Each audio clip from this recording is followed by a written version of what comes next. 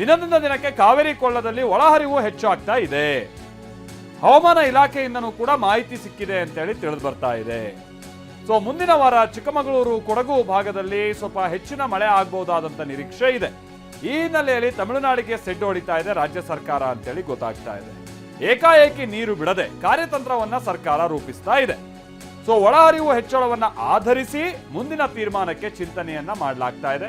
ಹೀಗಾಗಿ ಸರ್ವಪಕ್ಷ ಸಭೆ ಹಾಗೆ ಕಾನೂನು ತಜ್ಞರ ಸಭೆಯನ್ನ ಸಿಎಂ ನಡೆಸ್ತಾ ಇದೆ. ಆಮೇಲೆ ಇನ್ನೊಂದು ವಿಚಾರ ಅಂದ್ರೆ ಈ ಚಿಕ್ಕಮಗಳೂರು ಕೊಡಗು ಭಾಗದಲ್ಲಿ ಮಳೆ ಆಗ್ಬೇಕು. ಯಾಕಂದ್ರೆ ಹೇಮಾವತಿ ಆಮೇಲೆ ಕಾವೇರಿ ಇವೆರಡೂ ನದಿಯಲ್ಲಿ ಸ್ವಲ್ಪ ನೀರ್ ಫ್ಲೋ ಜಾಸ್ತಿ ಆಗ್ಬೇಕು ಅಂತ ಅಂದ್ರೆ ಆ ಭಾಗದಲ್ಲಿ ಮಳೆ ಆಗ್ಬೇಕು. ಗಂಗಾ ಮೂಲದಲ್ಲಿ ಮಳೆ ಆಗಬೇಕು, ಈ ಕಡೆ ಕೊಡಗಲ್ಲಿ ಮಳೆ ಆಗಬೇಕು. ಸೊ ಅದು ಸ್ವಲ್ಪ ಮಳೆ ಆಗ್ಬೋದಂತೆ ಮುಂದಿನ ವಾರ ಎಲ್ಲ. ಈಗಲೂ ಸ್ವಲ್ಪ ಕಳೆದ ಒಂದು 3-4 ದಿವಸದಿಂದ ವಾತಾವರಣ ಬದಲಿದೆ. ಬಟ್ ಜಿಟಿ ಮಳೆ ಅಂತ ಏನು ಸ್ಟ್ರಾಂಗ್ ವೇವ್ ಅಲ್ಲ ಮಳೆ ಬರ್ತಾ ಇರುವಂಥದ್ದು. ಮುಖ್ಯಮಂತ್ರಿಗಳು ಏನು ಹೇಳಿದ್ದಾರೆ ಬನ್ನಿ ಕೇಳೋಣ. ಅವರು ಏನು ತೀರ್ಮಾನ ಕೊಟ್ಟಿದ್ದಾರೆ, ನಿಮಗೆ ನಾವು ಕೊಟ್ಟಿರೋದೇ ಕಡಿಮೆ, ನಿಮಗೆ ಪ್ರತಿದಿನ ಇಷ್ಟು TMC ಒಳಹರಿವು ಬರ್ತಾ ಇದೆ. ನಾವು ಯಾರು ಮುಚ್ಚಿಡಕ್ಕಂತೂ ಆಗಲ್ಲ ಎಷ್ಟು ಒಳಹರಿವು ಬರ್ತಾ ಇದೆ ಅನ್ನೋದನ್ನು. ನಾವ್ಯಾರು ಕೂಡ ಅದನ್ನು ಯಾಕೆಂದರೆ ಅಳತೆ KRSಲ್ಲೂ ಅವ್ರಿಗಿದೆ, ಕಬಿನಿಲೂ ಇದೆ, ಆರಂಗಿಲೂ ಇದೆ ಮತ್ತು ಹೇಮಾವತಿಯಲ್ಲೂ ಅವ್ರಿಗಿದೆ, ಗೇಜ್ಗಳಂತೂ ಇದೆ. ಸೊ ಈಗಾಗಲೇ ಹಾರಂಗಿ 95% ತುಂಬಿದೆ, ಕಬಿನಿ 83% ಸ್ಟೋರೇಜ್ ಇದೆ, KRS 36% ಇದೆ, ಆರಂಗಿ 67% ಇದೆ. ಈ ಮೀಟ್ರನ್ನ ಹಾರಂಗಿ 95%, ಕಬಿನಿ 83%, KRS 36%, ಹೇಮಾವತಿ 67%. ಇಷ್ಟು ನೀರು ಇದೆ. ಇದನ್ನು ನಾವು ಏನು ಹೆಚ್ಚು ಕಮ್ಮಿ ಮಾಡೋಕ್ಕಾಗಲ್ಲ. ಮೀಟ್ರು ನೀವು ಅಧಿಕಾರಿಗಳು ಆಗಲಿ ಯಾರೇ ಆಗಲಿ ಹೋಗಿರ್ತಾರೆ, ದಾಖಲೆಗಳು ಸೆಂಟ್ರಲ್ ಗೌರ್ಮೆಂಟ್ ಹತ್ರನೂ ಇದೆ, ತಮಿಳುನಾಡು ಹತ್ರನೂ ಇದೆ, ಮಾಧ್ಯಮದವ್ರ ಹತ್ರ ಇದೆ, ಎಲ್ಲರ ಹತ್ರನೂ ಈ ದಾಖಲೆ ಇದೆ. ಪ್ರತಿದಿನ 15 TMC ಬಿಡಬೇಕು ಅಂತೇಳಿ ಈಗೇನು 3,500 ಆದೇಶ ಕೊಟ್ಟಿದ್ದಾರೆ.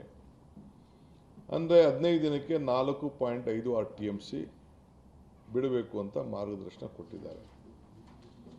ಈಗ ಹೆಚ್ಚು ಕಮ್ಮಿ ನಮ್ಮ ಹೊಳರು ಹರೀಶ್ ನಮ್ಗೆ ಇದಕ್ಕೆ ಸಂಬಂಧಪಟ್ಟಾಗೆ ಮತ್ತಷ್ಟು ಡೀಟೇಲ್ಸ್ ಅನ್ನ ಕೊಡ್ತಾರೆ. ನಮ್ಮ ಜೊತೆಗೆ ನೇರ ಸಂಪರ್ಕದಲ್ಲಿ ಜಾಯಿನ್ ಆಗ್ತಾ ಇದ್ದಾರೆ.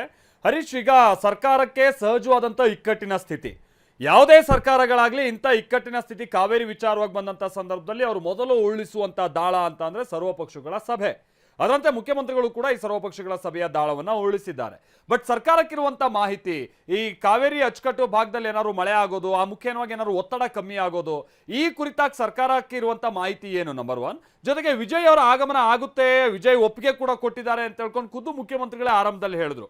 ಬಟ್ ಸರ್ಕಾರ ಈಗ ಅವರ ಆಗಮನಕ್ಕೆ ಸದ್ಯದ ಮಟ್ಟಿಗೆ ತಡೆ ಹಾಕ್ತಾ ಇರುವಂಥದ್ರ ಹಿಂದಿನ ಉದ್ದೇಶಗಳು ಏನೇ ನಿಜಕ್ಕೂ ಕೂಡ ಇರ್ಬೋದು ವಾಸ್ತವದಲ್ಲಿ ಅಂತೇಳಿ ಹರೀಶ್. ಮಲ್ತೇಶ್, ಕರ್ನಾಟಕಕ್ಕೆ ತಮಿಳುನಾಡು CM ಈ ಸಮಯದಲ್ಲಿ ಬರುವಂತಹದ್ದು ಅದು ವಿರೋಧ ಪಕ್ಷಗಳಿಗೆ ಆಹಾರ ಆಗುತ್ತೆ. ತಮಿಳುನಾಡಿನಲ್ಲೂ ಕೂಡ ಅದು ವಿರೋಧ ಪಕ್ಷಗಳು ಹೋರಾಟವನ್ನು ರೂಪಿಸ್ತವೆ, ಮತ್ತು ಕರ್ನಾಟಕದಲ್ಲೂ ಕೂಡ ವಿರೋಧ ಪಕ್ಷಗಳು ಹೋರಾಟವನ್ನು ರೂಪಿಸ್ತವೆ. ಅಂದರೆ ಇಂತಹ ಸಂಘರ್ಷದ ಸಮಯದಲ್ಲಿ ಯಾಕೆ ಎರಡು ರಾಜ್ಯಗಳ CMಗಳು ಮಾತಾಡಬೇಕು ಅನ್ನುವಂತಹದ್ದು, ಈ ಎರಡು ರಾಜ್ಯಗಳ CMಗಳು ಮಾತಾಡುವಂಥದ್ದನ್ನು ಇಲ್ಲಿನ ವಿರೋಧ ಪಕ್ಷಗಳು ಬಯಸೋದಿಲ್ಲ, ಮತ್ತು ತಮಿಳುನಾಡಿನಲ್ಲಿರ್ತಕ್ಕಂಥ ವಿರೋಧ ಪಕ್ಷಗಳು ಕೂಡ ಬಯಸೋದಿಲ್ಲ.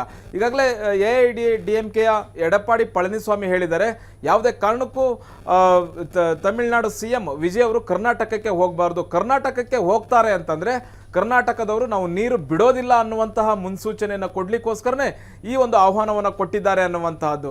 ಅಂದರೆ ತಮಿಳುನಾಡು CM ಕರ್ನಾಟಕಕ್ಕೆ ಬಂದು ಇಲ್ಲಿ ಮಾತುಕತೆ ನಡೆಸ್ತಾರೆ ಅಂತಂದರೆ ಅದೆಲ್ಲ ಒಂದು ಕಡೆ ತಮಿಳುನಾಡಿಗೆ ಆದಂತಹ ತಮಿಳುನಾಡಿಗೆ ಮುಂದೆ ಅನ್ಯಾಯ ಆಗುತ್ತೆ, ಅವರು ನೀರು ಬಿಡೋದೇ ಇಲ್ಲ, ಅಂತಹ ಕಾರಣಕ್ಕೋಸ್ಕರ ಅವರು ತಮಿಳುನಾಡು CMಗೆ ಆಹ್ವಾನ ಕೊಟ್ಟಿದ್ದಾರೆ ಅನ್ನುವಂತಹದ್ದು. ಇನ್ನು ಬಹುಮುಖ್ಯವಾಗಿ ಕರ್ನಾಟಕ CM DK ಶಿವಕುಮಾರ್ ಅವರು ತಮಿಳುನಾಡು CM ಅವರಿಗೆ ಒಂದು ಹೆಲಿಕಾಪ್ಟರ್ ಆಫರ್ ಅನ್ನು ಕೂಡ ಮಾಡಿದ್ದಾರೆ. ನೀವು ಬಂದರೆ ನಾವು ಹೆಲಿಕಾಪ್ಟರ್ನಲ್ಲಿ ನಿಮ್ಮನ್ನು ಕೂರಿಸ್ಕೊಂಡು ಕಾವೇರಿ ಕೊಳ್ಳದ ಎಲ್ಲ ಜಲಾಶಯಗಳನ್ನು ನಿಮಗೆ ತೋರಿಸ್ತೀವಿ, ವಾಸ್ತವ ಪರಿಸ್ಥಿತಿ ಹೇಗಿದೆ ಅನ್ನುವಂಥದ್ದನ್ನು ನಿಮಗೆ ತೋರಿಸೋ ಪ್ರಯತ್ನ ಮಾಡ್ತೀವಿ ಅನ್ನುವಂಥದ್ದನ್ನು ಹೇಳಿದರು. ಇದನ್ನು ಕೂಡ ಎಡಪ್ಪಾಡಿ ಪಳನಿಸ್ವಾಮಿ ಅವರು ವಿರೋಧವನ್ನು ಮಾಡಿದ್ದಾರೆ. ಯಾವುದೇ ಕಾರಣಕ್ಕೂ ಹೆಲಿಕಾಪ್ಟರ್ ಆಫರ್ ಕೊಡ್ತಾರೆ ಅಂತ ಅಲ್ಲಿ ಹೆಲಿಕಾಪ್ಟರ್ಲಿ ಜಲಾಶಯಗಳನ್ನ ನೋಡ್ಕೊಂಬರೋದಾಗಲಿ ಅಥವಾ ಬೆಂಗಳೂರಿಗೆ ಬಂದು ಇಲ್ಲಿ ಕರ್ನಾಟಕ CM ಜೊತೆ ಮಾತುಕತೆ ಮಾಡೋದಾಗಲಿ ಯಾವುದನ್ನು ಕೂಡ ಮಾಡಬಾರ್ದು. ಸುಪ್ರೀಂ ಕೋರ್ಟ್ ಆದೇಶ ಏನಿದೆ, ಆದೇಶದ ಅನ್ವಯ ಕರ್ನಾಟಕ ನೀರು ಬಿಡಬೇಕು, ನೀರು ಬಿಡಲಿಲ್ಲ ಅಂತಂದ್ರೆ ಅದು ಸುಪ್ರೀಂ ಕೋರ್ಟ್ ಮೂಲಕವೇ ನಾವು ಅದನ್ನ ಕಾನೂನು ಹೋರಾಟವನ್ನು ರೂಪಿಸಬೇಕು ಮತ್ತು ಅಲ್ಲೂ ಕೂಡ ತಮಿಳುನಾಡಿನಲ್ಲೂ ಕೂಡ ಸರ್ವಪಕ್ಷಗಳ ಸಭೆಯನ್ನು ಕರಿಬೇಕು ಅನ್ನುವಂಥ ಒತ್ತಾಯವನ್ನು ಮಾಡಿದ್ದಾರೆ. ಕರ್ನಾಟಕದಲ್ಲೂ ಕೂಡ ಸರ್ವಪಕ್ಷ ಸಭೆಯನ್ನು ಕರೀಲಿಕ್ಕೆ ಈಗಾಗಲೇ ದಿನಾಂಕ ಹಾಗೂ ಸಮಯವನ್ನು ಕೂಡ ಘೋಷಣೆ ಮಾಡಲಾಗಿದೆ. ಭಾನುವಾರ ಸರ್ವಪಕ್ಷ ಸಭೆ ಕರ್ನಾಟಕದಲ್ಲಿ ನಡೀತಾ ಇದೆ. ಅದೇ ರೀತಿ ತಮಿಳುನಾಡಿನಲ್ಲೂ ಕೂಡ ಸರ್ವಪಕ್ಷ ಸಭೆಯನ್ನು ಕರಿಬೇಕು ಅನ್ನುವಂತಹ ಬೇಡಿಕೆ ವಿರೋಧ ಪಕ್ಷಗಳಿಂದಲೂ ಕೂಡ ಇರುವಂತಹದ್ದು. ಇನ್ನು ಕಾವೇರಿ ಕೊಳ್ಳದ ಜಲಾಶಯಗಳಲ್ಲಿ ಕಳೆದ 2 ದಿವಸಗಳಿಂದ ಒಳಹರಿವು ಹೆಚ್ಚಾಗಿದೆ. ಸುಮಾರು ನಿನ್ನೆ ಒಳಹರಿವು 21,000 ಕ್ಯೂಸೆಕ್ಸ್ ಬಂದಿರುವಂತಹದ್ದು. ಕಬಿನಿ, KRS, ಹೇಮಾವತಿ, ಹಾರಂಗಿ ಈ 4 ಜಲಾಶಯಗಳಿಗೆ ಸುಮಾರು 21,000 ಕ್ಯೂಸೆಕ್ಸ್ ಒಳಹರಿವು ಬಂದಿರುವಂತದ್ದು. ಇನ್ನು 2 ದಿನಗಳಲ್ಲಿ ಇದೇ ರೀತಿ ಮಳೆ ಆದರೆ ಕಬಿನಿ ತುಂಬುತ್ತೆ. ಆಗ ಕಬಿನಿಯ ಗೇಟ್ ಅನ್ನ ಓಪನ್ ಮಾಡುವಂತಹ ಸಾಧ್ಯತೆ ಹೆಚ್ಚಿರುತ್ತೆ. ಮತ್ತೆ KRS ನಲ್ಲೂ ಕೂಡ ಒಳಹರಿವು ಹೆಚ್ಚಾಗ್ತಾ ಇದೆ. ಆಗಸ್ಟ್ 4-5 ತನಕ ಕೂಡ ಇದೇ ರೀತಿಯಾಗಿ ಮಳೆ ಮುಂದುವರಿಯುತ್ತೆ ಅನ್ನುವಂಥ ಆಶಾಭಾವನೆಯನ್ನು ಕೂಡ ಸಿಎಂ ವ್ಯಕ್ತಪಡಿಸಿದ್ದಾರೆ. Maltesh. Okay, thank you Harish.